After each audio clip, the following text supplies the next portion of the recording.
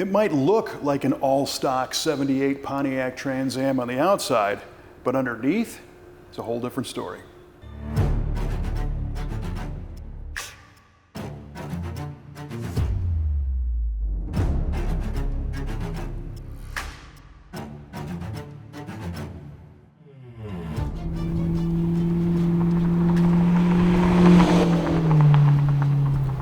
As a performance shop, one of the most important things we can do is find out exactly what the owner wants when it comes to the driving experience of the car.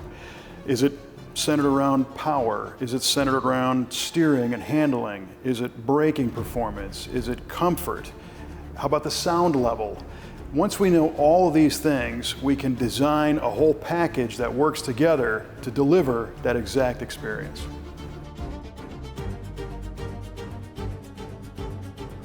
And just what is the customer's goal? Well, quite simply, to have a great-looking Trans Am that encompasses modern technology and upgrades to deliver a whole new driving experience.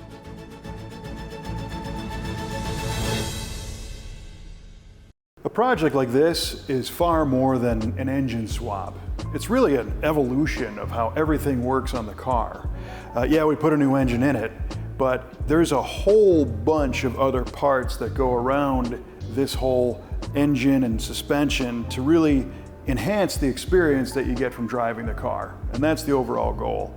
So I'm gonna kind of run down what we changed under the hood here, but also give a little bit of the reason why we chose these parts, keeping in mind that it's very important to make sure that everything works together, because you could throw all kinds of parts at a car, but if they're not designed and engineered to work together, you're not going to get the result you want.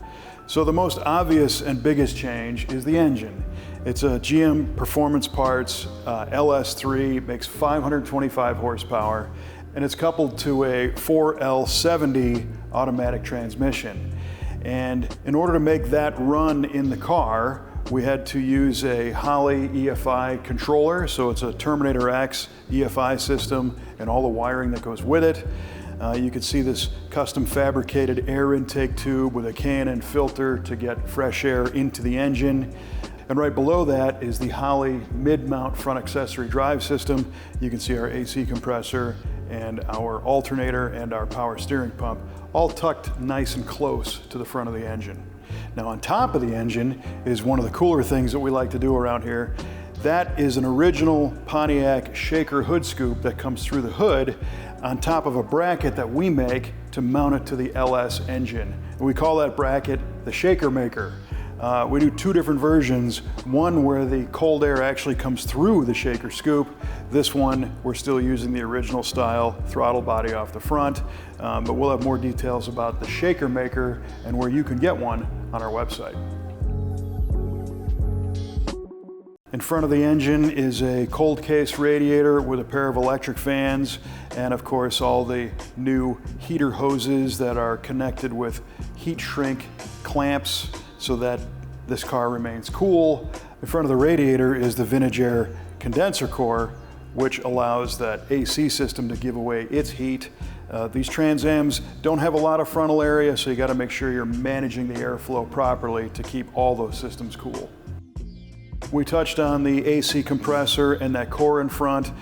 We hid the lines through the fender and used a vintage air system under the dash and also a Detroit Speed block-off plate on the firewall. And that's a nice pre-made piece for these cars. It allows us to quickly close off the big hole and contain that vintage air unit, which is a lot smaller than the original Pontiac air conditioner. You'll see some hoses coming off that power steering pump. They go to the CPP hydraulic brake boosting unit, which is attached to the Wilwood master cylinder. This controls our four-wheel disc brakes.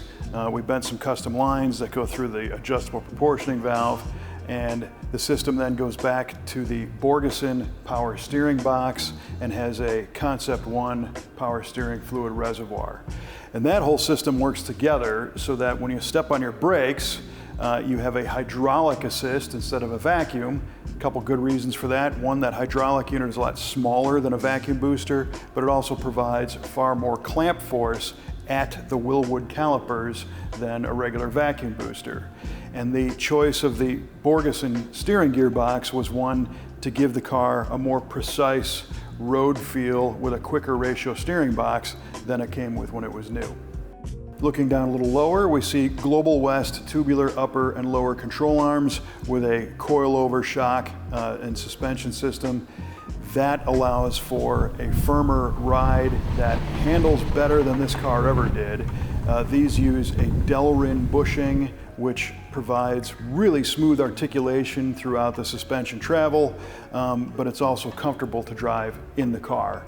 Of course, at the end of the spindles, we have Wilwood disc brakes.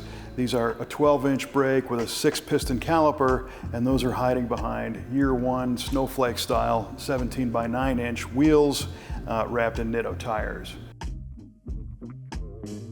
Exhaust is handled by black ceramic coated Hooker cast iron manifolds, dumping into stainless mandrel bent exhaust with Magnaflow mufflers. This combo delivers great sound and flow with minimal drone or unwanted noise. Again, all these components were selected to work together so that the end result is a car that starts, drives, steers, and stops comfortably and reliably, but has the oats that when you really want to get into it and go around some corners, the car will respond and make you smile.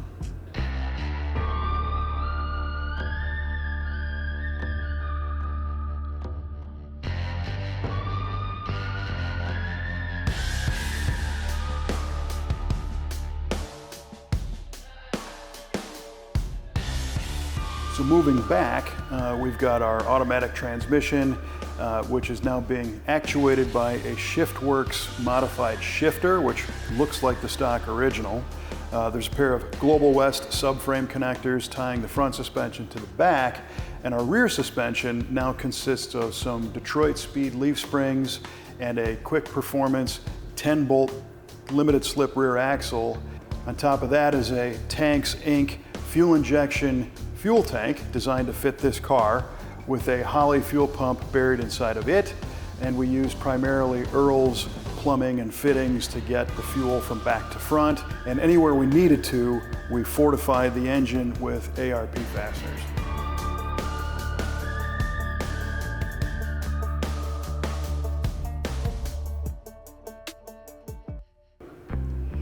The dashboard has been upfitted with a whole bunch of things that were designed to look like they belong in the dash of a Trans Am. We kept that original engine turn panel because those look awesome. Behind it, you'll see a set of Dakota digital RTX gauges. These are electronic. They interface with our fuel injection computer seamlessly, and they are far more accurate, and they provide more information than the originals ever did. You can see the vintage air controller, which again mimics the original style but has more functionality. And below that is a RetroSound radio. There are speakers and an amplifier hidden throughout the car, but that RetroSound radio also has Bluetooth connectivity so that you can stream your favorite songs or maybe even your favorite podcast, like the VA Radio podcast, in which we did a lengthy discussion about how important it is to choose parts that work together.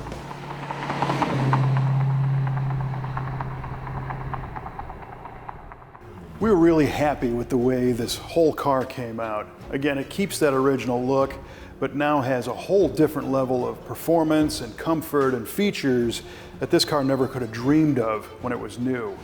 If you've got a custom, a classic, a hot rod, or a muscle car, maybe even another Trans Am, and you want this same type of experience where all of the things are designed and engineered to work together, you can reach us anytime at v8speedshop.com, and we're happy to lay out a plan that brings you the experience you're looking for with the look and style that you've always loved. Thanks for watching. See you next time.